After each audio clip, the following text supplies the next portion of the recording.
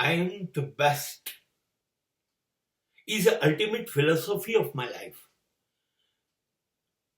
મારી જિંદગી એ મને સર્વશ્રેષ્ઠ બનવા માટે મળી છે.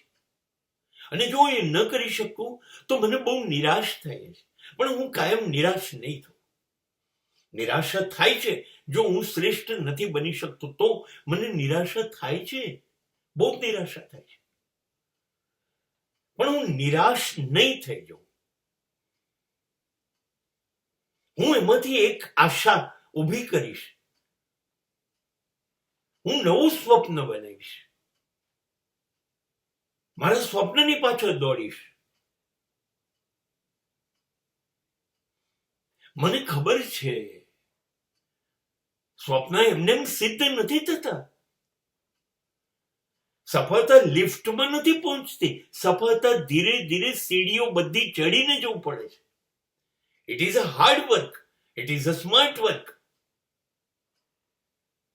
સફળતા એમ નથી મળતી સાહેબ. સફળતા એ 90% પરસેવો છે અને 10% જ પ્રારબ્ધ છે.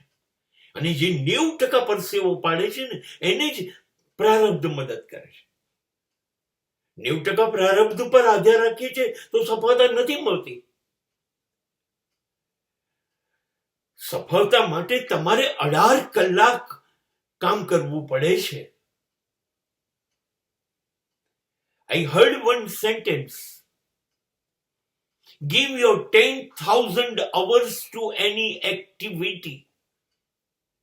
What you prefer, what you like.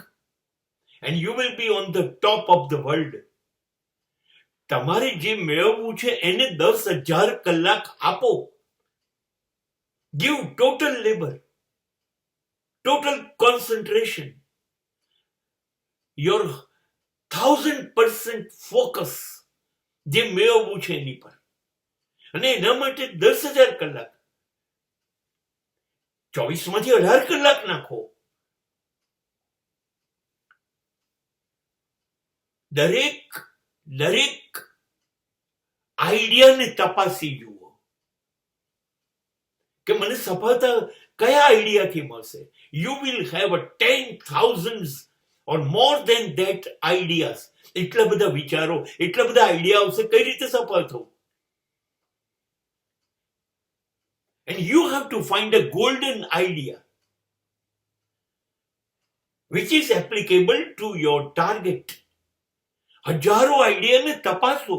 Idea જ નહીં આવે તો તમારી પાસે ઓલ્ટરનેટિવ વિકલ્પો નહીં હોય. બધા વિકલ્પોને તપાસો, ચકાસો અને એમાંથી ગોલ્ડન આઈડિયા શોધો. અને પછી એની પાછળ નવામાં નવી વસ્તુ, ગો ફોર ન્યૂ. નવો આઈડિયા સ્વીકારો. દુનિયા એ રસ્તે ચાલી ન હોય, તમે પહેલા માણસ હોય. અને ત્યારે વિશ્વ તમારી કદર કરશે, કેમ કે તમે જ પહેલા માણસ છો. તમે તો પહેલું પગલું ચાલો છો. તમે દુનિયાને બતાવો છો આ રસ્તો હોઈ શકે. અને એમાં પુષ્કળ મહેનત કરીને આવ્યા છો, નસીબ નહીં. અને તમે સફળ થશો. That is not easy.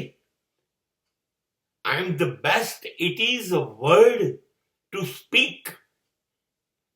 પણ તમે બોલો છો તો હવે વિચારો, તમે આટલું બધું કરી શકશો અને કરવા તૈયાર છો. જો તમે નવીનતા અપનાવતા હોય, નવું કરવામાં ડરતા ના હોય, જો તમે કલાકો એની પાછળ ખર્ચવા માટે તૈયાર હોય, તમારી પાસે ઢગલા બંધ આઈડિયા હોય ને દરેક ઉપર તમે કામ કરવા માંગો, એમાંથી શોધવા માંગો શ્રેષ્ઠ શું છે, આ બધું થતું હોય તો you have a right to say I am the best. અને ઈશ્વર રાજી થશે અને તરત તમારી જોડે આવીને ઉભો રહી જશે કે ચલ તું ચાલવા માંડ, હું તારી સાથે છું.